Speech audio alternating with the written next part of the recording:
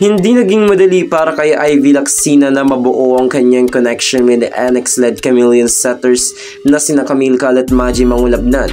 Nagkaroon daw sila ng alitan at awayan. Bakit kaya? Another day, another chismis. Welcome back to Volley Tambayan. If you haven't subscribed yet, hit the subscribe button at i-click din ang notification bell para lagi kang updated sa mga ganap dito sa ating tambayan.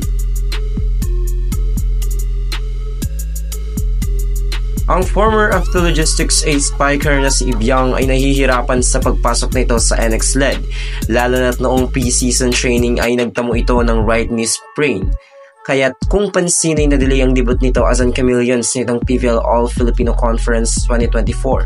Sa last game and first win of the season ng NX-led against Galleries Towers ay nagtala si Ivy Lacsina ng 17 points and 11 digs. Pinangunahan niya nga ang NX-led. Ngunit after the game ay may inamin ito sa isang interview. Inamin niyang nagkaroon sila ng hindi pagkakaunawaan at away with NX-led setters na sina Camille Cal at Maji Mangulabnan. Actually, nag-away na din po kami. Sobrang daming times na nag-away-away kami. Pero ayun nga, hindi kasi pwedeng sila lang yung mag-a-adjust sa akin. So itong buong week na to, talagang sinabi ko, hindi, dapat ako rin ang mag-a-adjust. Ako na ang mag-a-adjust. Ika ni Lacsina. Mas better pa ang aming connection ngayon pero hindi pa po siya 100%. Syempre, hindi po namin pwede tumigil na ito na lang po yung level ng laro namin kasi marami po kaming makakalaban na malalakas din po. Lacsina said.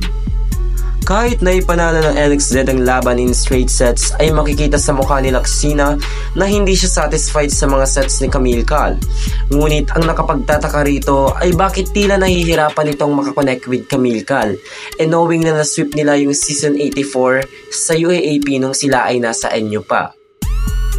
Dagdag pa ni Lacsina, lahat naman ito hindi ko po siya basta-basta magagawa kung ako lang po ang mag-isa. Kaya kailangan ko din po yung team ko na nagtutulungan kami para makapag-adjust sa game at maging better pa po every game. Sa kasalukuyan ay nasa ika-9 na pwesto ang NX-led Chameleons with 1 wins and 3 losses. What are your thoughts about this video? Comment down below. So that ends our chikan for this video. Do not forget to subscribe and click the notification bell para lagi kang updated sa mga ganap dito sa ating tambayan.